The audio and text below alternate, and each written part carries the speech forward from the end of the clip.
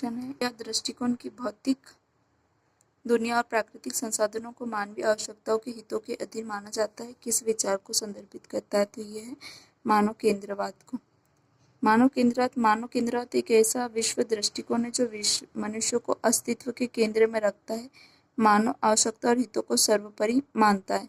यह परिप्रेक्ष्य अक्सर भौतिक दुनिया और प्राकृतिक संसाधनों को मानवता की सेवा के लिए उपकरण या वस्तुएं मानता है। यह पर्यावरण केंद्रित है, जीव केंद्रित विचारों के विपरीत है, जो सभी जीवित प्राणियों और पारिस्थितिकी तंत्रों के आंतरिक मूल्य पर जोर देता है, भले ही वह मनुष्य के लिए उपयोगी हो या नहीं हो। तो मानव केंद्रित सोच के उदाहरण में शहरी विकास के लिए वनों की कटाई या आर्थिक लाभ के लिए प्राकृतिक संसाधनों का अत्यधिक दोहन शामिल होता है। तो इसके अंतर्गत हमें मानव केंद्र के अंतर्गत दिखाई देता है कि वनों की कटाई आर्थिक लाभ के प्राकृतिक संसाधनों का अत्यधिक दोहन हो रहा है, जिसमें मानव केंद्रवाद पर है। पर्यावरण केंद्रित है, जीव केंद्रित विचारों के विपरीत है, जो जीवित प्राणियों और पारिस्थितिक तंत्र का आंतरिक मूल्य पर जोर देता है, भले ही मनुष्य के लिए उपयोगी हो या नहीं हो। तो यहाँ पे ये भी दिखाई देता है कि मानव कैसे किस प्रकार से कटाई कर रहा है और कैसे जीव जानवर किधर जा रहे हैं, कैसे विलुप्त हो रहे हैं, वो मानव नहीं ध्यान दे रहा। यह परिप्रेक्ष्य अक्सर भौतिक दुनिया और प्राकृतिक संसाधनों को मानवीय सेवा के लिए उपयुक्त वस्तुएं मापता है।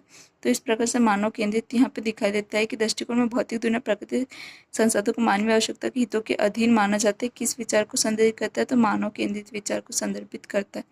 फिर संबंधित अवधारणा है पर्यावरण केंद्रवाद। पर्यावरण केंद्रवाद प्रकृति और पारिस्थितिक तंत्र के अंतर्निहित मूल्य की वकालत करता है, जो मनुष्य के लिए उनकी उपयोगिता से स्वतंत्र है। यह परिप्रेक्ष्य पर्यावरण के संरक्षण और स्थिरता पर भी जोर देता है। फिर विश्व जीव केंद्रवाद सभी जीवित जीवों के आंतरिक मूल्य पर केंद्रित है। यह मानता है कि मनुष्य जीव मंडल का सिर्फ एक हिस्सा है।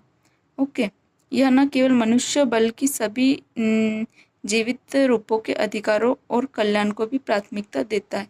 इसी प्रकार आलोचना करते हुए मानव केंद्र की आलोचना की आलोचकों का तर्क है कि मानव केंद्रवाद से पर्यावरण क्षरण और प्राकृतिक संसाधनों का अस्थिर दोहन होता है। यह सही बात है।